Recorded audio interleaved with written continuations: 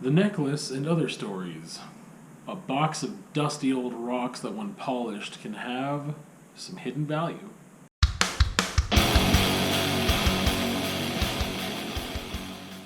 So, I'm talking about The Necklace and Other Stories by Guy de Maupassant. I hope I pronounced that right.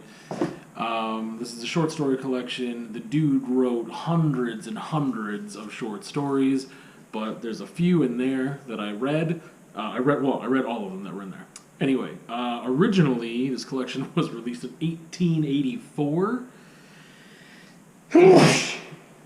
but that edition was from 2003. The category of writing, I would say, just short story, gen fic, moralistic, naturalist is the most academic term for the genre of writing.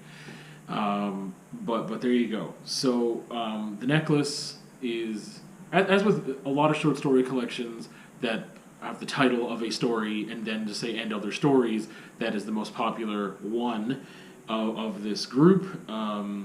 This collection, The Necklace is the most popular story, so thus the book is named after that. I'm not gonna get into spoilers of any of the stories at all, and I don't think I really need to. It is moral, philosophical, mundane, and detailed. I would say some stories more than others with a lot of those elements, but we'll get into that. So basically, Guy, he wrote a lot of stories that provide opportunity for social commentary.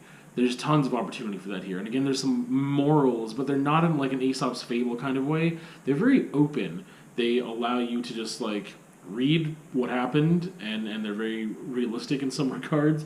And then you can try to glean something from that on your own. It's not just handed to you on a silver platter all the time. Sometimes it is very obvious as to what lesson maybe you should be learning here, or it's giving you a reality and some truth that isn't disguised in any manner. However, there's other times where there's some horror stories in here in a way, and again the realism, but they are just kind of like a vignette of something really scary and not good. And some of that is very philosophical and more cerebral, and it's more conceptual than it is someone's chasing me and I'm running away. It's not really like that. I mentioned naturalist, and the naturalist kind of writing movement sees kind of a mixture of realism and romanticism. And in the past, I have talked about romanticism as an artistic movement and basically described it as the abuse of adjectives, as it was defined to me in a book, and it's very accurate. So we got fact and logic combined with speculation. Those are things that kind of encapsulate naturalist writing. So, yeah, I don't know what else to say right now about it. That's the really short version. So again, we've got some stories here that just have a tinge of humor. Definitely irony plays a big role in some of these big lessons. Again, they're kind of left open. It's not and this is why you shouldn't steal. It's just kind of here's a story about some stuff that happened. And someone usually, in about half these stories, someone has a big revelation at the end of the story, or the reader has a revelation, they're given information that's oh, okay, I see what this is about now.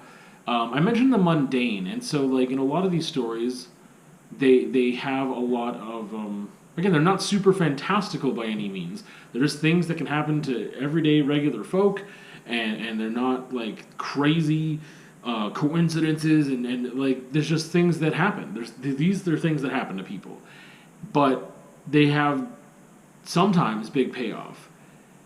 Other times not so much. Either way, it's kind of a slog to get through some of these stories. There are some longer ones, but also just his writing style, especially for that time, the 1800s, we've got a lot of detail, but a lot of detail of the mundane. And I feel a lot of these could be cut in half. The word count could be cut in half. Because I know it's style, right? And this is writing of the times, but a lot of this stuff just doesn't need to be said. There's just too much detail of things that are so incredibly insignificant. They don't set the scene that well. However, like I mentioned, I think that there is payoff here, but it is a bit of a slog. If you don't like reading old language, then I don't think this is going to be for you. There were times, because I like old language when it's flowery. I like the poetry of old language. This doesn't have that. This just has the longevity. That's not the right word. It feels dry because we've got so many words describing something that doesn't need that many words, and it carries on and carries on, and it just makes it take longer to get through. So keep that in mind. But some of these stories I definitely think are worth reading. So if you definitely want to read about some things that are more of a social commentary, a little bit of irony, a little bit of tongue-in-cheek, and there are those couple horror stories in here, but again, they're not like, oh, werewolf is chasing me. It's like horror of the mind, or just like a situational thing of like, man, that would be really scary, or that would be horrible. But they are pretty cerebral. They're a little more psychological in their nature, those scary stories. Yeah, I think that's what I can say about this collection. And again, he wrote hundreds of stories, but if these are his best, I don't think I would read anymore, honestly, personally, for me. I think that at the time, maybe they served an important function. I think that some of these stories, you could, if there was an abridged version where you could summarize it for some students or for some younger people anyway, that some of these would deliver a good message, something to ponder on, to think about, for sure. But yeah, provide good opportunity for good social discussion, put it that way. I don't think that they're important now. I think that the function of the time had a certain amount of importance, and now they're good reminders, or like, again, if you can condense it, then I think the lessons in here are still useful. It's just hard to call important. But unfortunately, that's part of it, just the way that it's formatted and written is so difficult to get through at times. Other times it's easier, but sometimes it just drags. It just drags. The language isn't that difficult. It's just the use of language is difficult. Anyway, I'd put it on the middle of my shelf because I think it has value. But that's the thing. If you're not willing to dig to get these gems out, it's going to be hard to recognize that value. Like, you got to read it, right? And that's the hard work of this thing. Some things are incredibly easy to read, and they're fun, and they're thrilling, and they're page turners. These stories deliver a message, but I would not say, oh man, he can, he can spin a good yarn. It's like, no, he has a good concept, but he doesn't express it in a way that just keeps you wanting to come back to it over and over and over again and just like read it and figure it out and learn whatever he has to say. It's like, I kind of want to know what's happening here, but man, it's boring and difficult to get through. It's dry.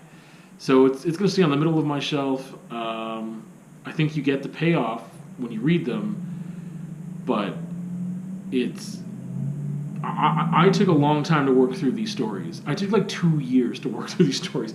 The latter half, I think, was all in the past like 6 months, but it was like a year and a half of just like, I don't know if I want to read this right now. Like, it took me a long time.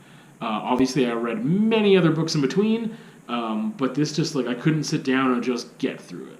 So, anyway, with that, The Necklace and Other Stories.